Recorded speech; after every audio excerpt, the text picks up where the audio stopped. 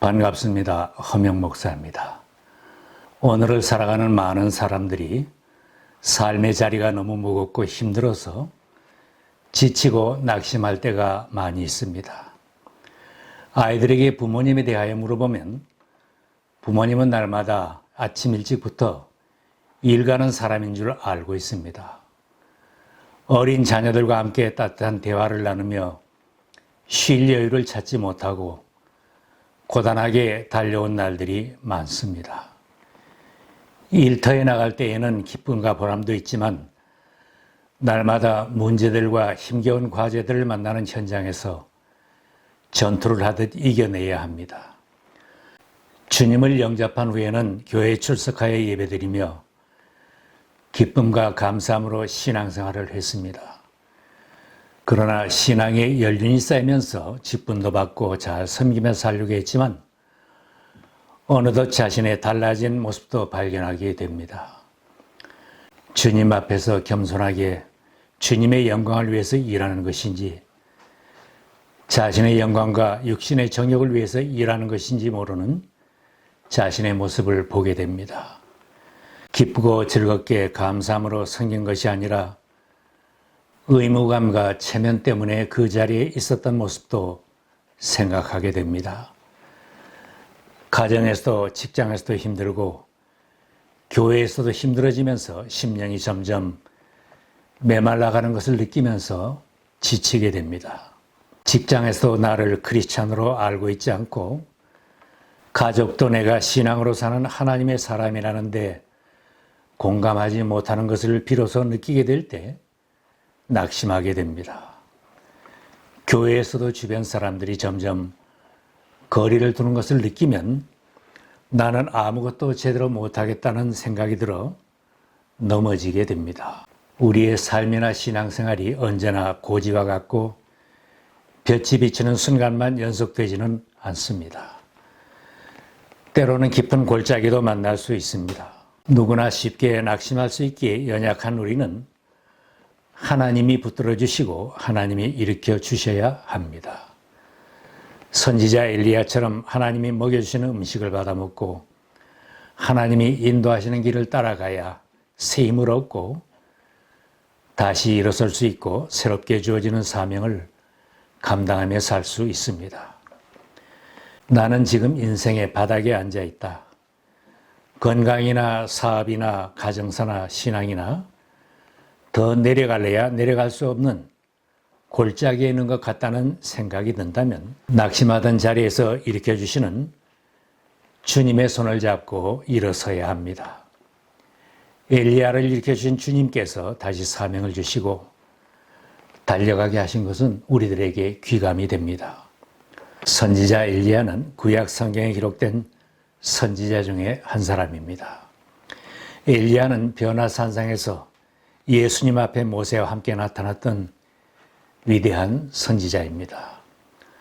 그는 아합 왕 앞에서도 수년 동안 가뭄이 있을 것을 담대하게 예언하였습니다. 내가 섬기는 주 이스라엘의 하나님께서 살아계심을 두고 맹세합니다. 내가 다시 입을 열기까지 앞으로 몇 해 동안은 비는커녕 이슬 한 방울도 내리지 않을 것입니다. 이 험한 말을 전한 엘리야를 주님이 도피하라고 일러주셨고 도망 다니는 중에는 까마귀와 가난한 과부를 통하여 하나님께서 그를 먹여주셨습니다. 갈멜산에서는 왕을 따르는 바알 선지자 450명, 아시라 선지 400명과 엘리야 혼자 기도로 대결하여 승리하고 그들을 모두 처단했던 용감한 선지자입니다. 하나님의 능력이 임하였을 때는 죽음을 두려워하지 않고 열정적으로 사명을 감당했던 엘리야인데 어느 날 갑자기 깊은 골짜기에 떨어진 것 같이 낙심하는 날을 만났습니다. 이세벨 왕비가 내일 이맘때까지는 반드시 엘리야를 죽이겠다고 위협하는 소식을 들은 후 엘리야는 두려웠습니다. 그동안은 죽음을 두려워하지 않고 담대하게 사명에 살았지만 이번에는 죽이겠다는 소리에 두려워 목숨을 살리려고 급히 광야로 도망을 치는 모습입니다. 혼자 광야로 들어간 엘리야는 아무도 만나고 싶지 않았습니다. 누구와도 말하기 싫었고 어떤 일도 더 하고 싶지 않았고 어떤 책임도 지는 것이 싫었습니다. 엘리야는 죽고 싶은 마음이 생겨 로뎀나무 아래서 이렇게 기도하였습니다. 주님, 이제는 더 바랄 것이 없습니다. 나의 목숨을 거두어 주십시오. 나는 내 조상보다 조금 더 나을 것이 없습니다. 죽음을 피해 도망친 사람이 이제는 죽으려고 하는 것입니다. 그는 악인들과 오랜 싸움에도 지쳤고 힘겹게 사명을 감당하는데 몸과 마음이 지친 것입니다. 고독하고 무력감에 빠져 절망하면서 이제는 아무것도 못하겠다고 포기하고 주저앉았다가 쓰러져 누웠습니다. 지친 그는 하나님 앞에서 죽고 싶다고 호소하다가 누워서 잠이 들었던 것입니다. 하나님께서는 그를 지켜보시며 살펴주셨습니다. 천사를 보내어 그를 깨워 떡을 먹고 물을 마시게 했습니다. 다시 잠든 엘리야를 주님의 천사가 두 번째 깨워서 먹으라고 했습니다. 일어나서 먹어라. 갈 길이 아직도 많이 남았다. 음식을 먹은 엘리야는 비로소 힘을 얻고 밤낮 40일을 걸어서 호렙산에 도착하여 밤을 지내면서 하나님의 말씀을 들었습니다. 엘리야야, 너는 여기서 무엇을 하고 있느냐?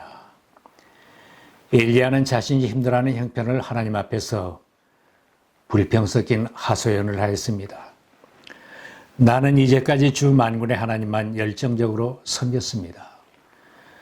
그러나 이스라엘 자손은 주님과 맺은 언약을 버리고 주님의 제단을 헐었으며 주님의 예언자들을 칼로 쳐서 죽였습니다. 이제 나만 홀로 남았는데 그들은 내 목숨마저도 없애려고 찾고 있습니다. 여러 가지 체험을 한 후 그가 동굴 어귀에 서 있을 때 또다시 소리가 들려왔습니다. 엘리야야, 너는 여기서 무엇을 하고 있느냐?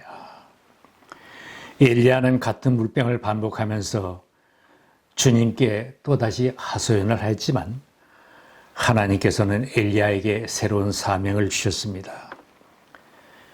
여호와께서 그에게 이르시되 너는 내 길을 돌이켜 광야를 통하여 다메섹에 가서 이르거든 하사엘에게 기름을 부어 아람의 왕이 되게 하고 너는 또 님시 아들 예후에게 기름을 부어 이스라엘의 왕이 되게 하고 또 아벨몰라 사바세 아들 엘리사에게 기름을 부어 너를 대신하여 선지자가 되게 하라. 하사엘의 칼을 피하는 자를 예후가 죽일 것이요 예후의 칼을 피하는 자를 엘리사가 죽이리라. 그러나 내가 이스라엘 가운데 7,000명을 남기리니 다 바알에게 무릎을 꿇지 아니하고 다 바알에게 입맞추지 아니한 자니라. 그렇게 열정적으로 주님만 섬기며 승리했던 엘리야가 낙심하여 죽으려고 했던 요인이 무엇이겠습니까? 엘리야는 하나님 말씀에 의해 행동하지 않았습니다. 엘리야는 일어날 때 항상 주님의 말씀을 기다렸고 주님의 말씀을 들은 후에 하나님의 지시를 따라 행동했습니다. 그러나 이세벨이 그를 죽이겠다고 하는 소식을 들었을 때는 하나님의 말씀을 기다릴 겨를도 없이 두려워하면서 신속하게 광야로 도망치고 말았습니다. 우리들의 생활 속에서 실패하고 넘어지는 때는 대체로 주님 말씀 의지하지 않고 내 생각대로 먼저 행동할 때일 것입니다. 내가 생각한 대로 성급하게 행동할 때 문제가 생기게 됩니다. 무슨 일을 하든지 하나님의 말씀을 듣고 행하는 사람은 낙심하거나 실패하지 않습니다. 주님의 말씀을 듣지 못하면 예배도 멀어지고 하나님의 말씀은 점점 더 멀어지게 됩니다. 목사님과 교우들과 만나는 것이나 조언을 듣는 것도 중보 기도의 필요성도 느끼지 못하게 됩니다. 내가 이런 상태에 있다면 골짜기를 앞에 두고 내리막길을 달리고 있다는 것을 깨달아야 합니다. 조금 후에는 엘리야처럼 광야도 체험하고 로뎀나무가 있는 것도 체험하게 될 것입니다. 무슨 일을 하든지 그 일을 시작하기 전에 하나님 이럴 때 제가 어떻게 해야 하나요? 하나님께 기도하며 길을 묻고 하나님의 말씀을 기다리고 그 말씀을 받아 행동한다면 실패와 좌절은 맛보지 않아도 될 것입니다. 엘리야는 육신적으로도 과로했습니다. 엘리야는 너무 바쁘게 살았습니다. 이곳저곳으로 도망다니면서 혼자서 주님의 일을 다 한 것 같이 살았습니다. 갈멜산에서 큰 싸움은 그를 지치게 했고 하나님께 물어볼 틈도 없이 도망쳐야 하는 피곤함 속에서 낙심하게 된 것입니다. 나는 이제까지 주 만군의 하나님만 열정적으로 섬겼습니다. 이제 나만 홀로 남았는데 그들은 내 목숨마저도 없애려고 찾고 있습니다. 혼자 가정사를 다 감당하고 교회 일을 감당하고 직장의 일이나 회사 일을 내가 다 하려고 한다면 지쳐 넘어질 것입니다. 분업과 협업은 공장에서만 해야 하는 것은 아닙니다. 가정에서, 일터에서, 교회에서도 크고 작은 일을 나누어서 함께 일하는 지혜와 배려가 필요합니다. 오직 목표한 돈을 벌려고 달려가고 혼자 많은 일을 다 하려고 욕심내다가는 쓰러질 수도 있습니다. 잠시 일손을 멈추고 달리던 것을 멈추고 휴식을 찾고 쉬기도 해야 합니다. 하나님께서 안식일과 안식년을 제정해 주신 것은 쉬면서 창조의 원형을 회복하고 하나님과 교제하며 기쁘게 살게 하시려는 은혜로운 배려입니다. 너무 무리하고 피곤이 겹치면 육체뿐만 아니라 정신적인 건강도 파괴되어 열심히 감당하던 모든 것이 다 귀찮아지고 결국은 넘어지게 됩니다. 완급 조절과 절제는 자신이 하는 것입니다. 예수님의 초기 전도 시에도 많은 제자들이 기적을 체험하면서 군중들 틈에서 열심히 따라다니느라 힘이 들었습니다. 음식을 먹을 겨를도 없는 제자들에게 예수님께서 조용히 당부하셨습니다. 너희는 한적한 곳에 가서 잠깐 쉬어라. 그리스도인은 사명을 수행하는 일도 일손을 좀 놓고 쉬고 기도하는 시간도 가져야 합니다. 하나님과 나만의 시간이 없이 결과지상주의로만 달려가려고 하면 좌절을 맛보기 쉽습니다. 신앙생활에 기쁨이 없고 낙심하여 아무것도 손에 잡히지 않는다면 한번 생각해 보아야 합니다. 내가 너무 무리하지 않았는가? 지나치게 바쁘게만 살아오지 않았는가? 건강관리, 시간관리에 등한하지 않았는가? 무리했다면 병나기 전에 좀 쉬기도 해야 합니다. 식생활이 부실했다면 음식을 제대로 먹고 마시고 건강도 잘 살펴야 합니다. 사명자들은 죽고 싶다고 해서 빨리 데려가시는 것은 아닙니다. 엘리야가 죽고 싶다고 해서 마음대로 된 것이 아닙니다. 아직도 그에게 부여된 사명이 남아있기에 하나님은 천사를 통해 먹이시고 다시 일으켜 주셨습니다. 엘리야여 일어나서 먹어라. 갈 길이 아직도 많이 남았다. 우리들 각자에게도 이 땅에서 사명이 있기에 주님이 당부하셨습니다. 너희가 먹든지 마시든지 무엇을 하든지 하나님의 영광을 위하여 하라. 엘리야는 혼자라는 생각 속에 좌절했습니다. 열심히 일을 해도 나 혼자 다 해야 한다는 생각이 들면 방황하게 됩니다. 하나님을 더 가까이 하는 계기도 되지만 오히려 하나님과 멀어질 수도 있습니다. 배우자도 자식들도 친구들도 목사님이나 교인들도 다 남이라는 생각이 들면 잘 하다가도 낙심하게 됩니다. 이럴 때 나를 살펴주시고 나를 도와주시는 주님이 나와 함께 해주심을 발견한 사람은 낙심한 자리에서 일어설 수 있습니다. 예수님은 제자들이 다 떠나간 고독과 절망의 순간에도 하나님이 함께 하심을 체험했습니다. 절망 중에도 하나님이 나와 함께 해주신다는 믿음이 인류를 구속하는 대업을 완성하게 하였습니다. 보라, 너희가 다 각각 제 곳으로 흩어지고 나를 혼자 둘 때가 오나니 벌써 왔도다.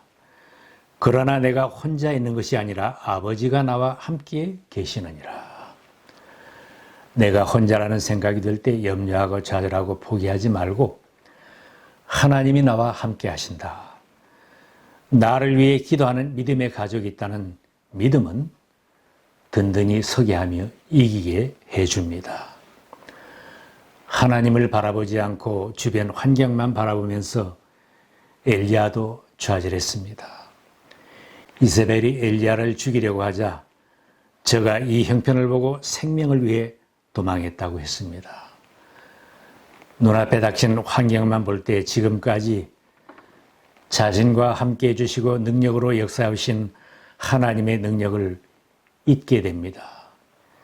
이스라엘 백성들이 실패를 반복하였을 때에도 그들은 항상 목전의 여건과 환경만 보았지 그 뒤에서 역사해 주신 하나님의 손길을 보려고 하지도 않았고 생각해 보지도 않았습니다. 혹 지금 처해진 나의 환경이 내가 섬기는 교회 현장이 너무 힘들고 어려워도 그 환경만 보고 낙심하지 말아야 합니다. 광야에서 낙심했던 엘리야를 먹이시며 다시 일으켜주신 주님이 내 곁에도 계신 것을 볼 수 있어야 합니다. 지금 나의 짐이 너무 무겁고 사는 것이 너무 힘이 드십니까? 수고하고 무거운 짐진 자들아 다 내게로 오라. 내가 너희를 쉬게 하리라.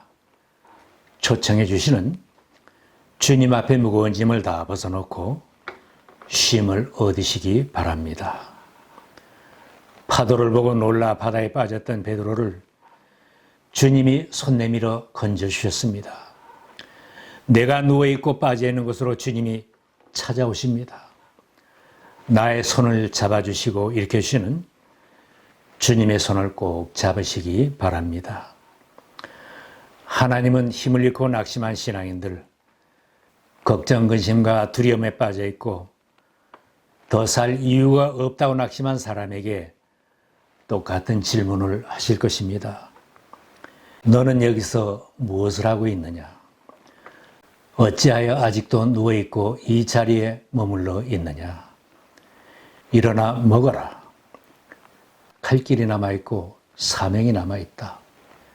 주님 손잡고 일어나서 남은 날들을 사명에 사는 복된 제자들이 다 되시기를 축원합니다.